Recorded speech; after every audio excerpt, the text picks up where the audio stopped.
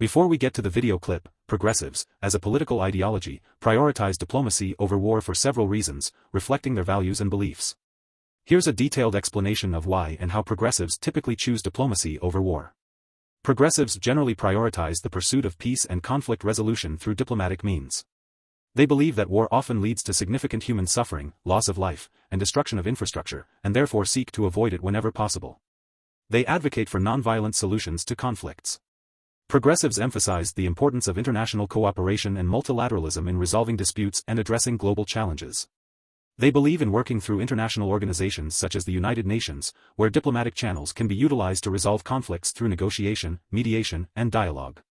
Progressives recognize that many conflicts have underlying social, economic, and political causes. Instead of resorting to military action, they advocate for addressing these root causes through diplomacy, development aid, and efforts to promote social justice and equality. By addressing underlying grievances, they believe that conflicts can be prevented or resolved without resorting to war. Now off to this wonderful clip of Representative Jayapal addressing the Russian-Ukraine war, and after other beliefs and values of progressives. Two Democrats are calling for a greater focus on diplomatic efforts. Congresswoman Pramila Jayapal and Barbara Lee issued a statement earlier this week saying, quote, "We have significant concerns that new troop deployments, sweeping and indiscriminate sanctions, and a flood of hundreds of millions of dollars in lethal weapons will only raise tensions and increase the chance of miscalculation. Russia's strategy is to inflame tensions. The U.S. and NATO must not play into this strategy." And with me now is Washington State Congresswoman Pramila Jayapal, chair of the Congressional Progressive Caucus, and someone who I am very grateful for her time.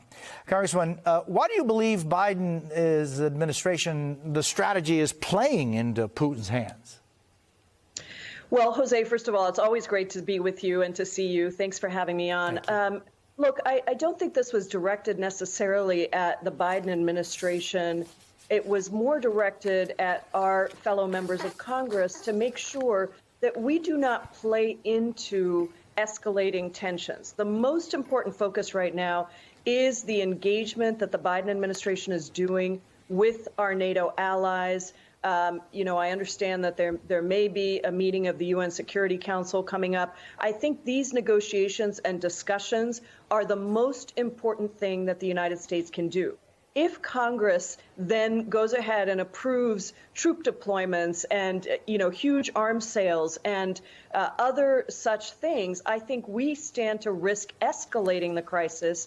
And we also stand to risk putting those negotiations in a worse place because we are playing into the escalation that I think Russia probably wants. So that is why we're calling for just let's let the diplomacy do its work. Let's let the Biden administration do its work and focus on a diplomatic strategy and not immediately rush to another war, which, as your reporters were saying earlier, there's not a lot of tolerance for that in the United States because we've seen how over and over again that has not worked. Similarly, with economic sanctions, we generally see economic sanctions hurting the people of the country, not the autocrats. And so we should learn from that and not rush into those kinds of efforts as well. So if the Biden administration believes that there's a good probability that Russia will invade Ukraine, maybe as early as, next month, and we're already on the, last days of January. If that happens, what diplomatically should or could they be doing that they're not already doing? And do you not prepare for the worst, hoping for the best?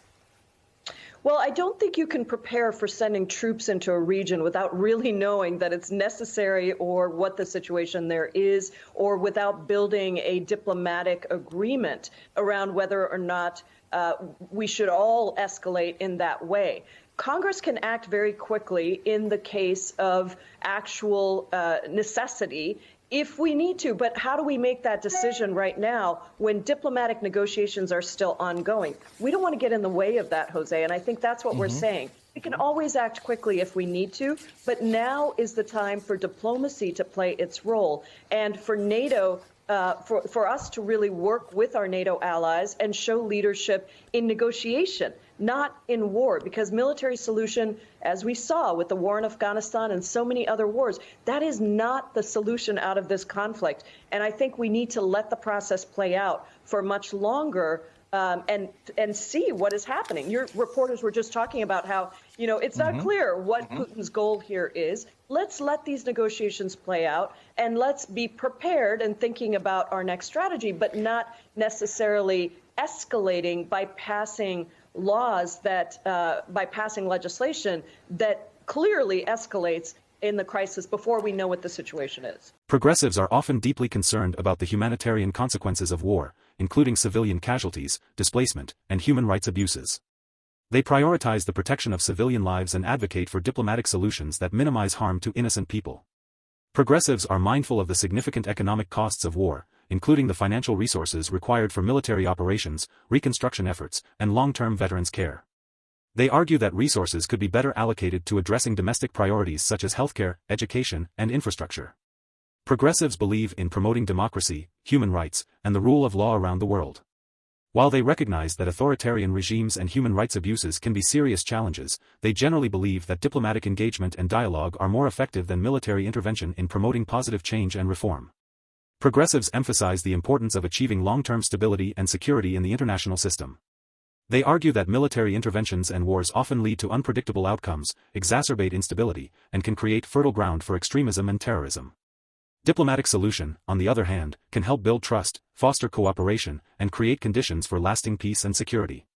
Well, I hope you like and subscribe to the channel. Also, check out my other page, Concise Chomsky, a link is on the home page. Now, take care and bye-bye.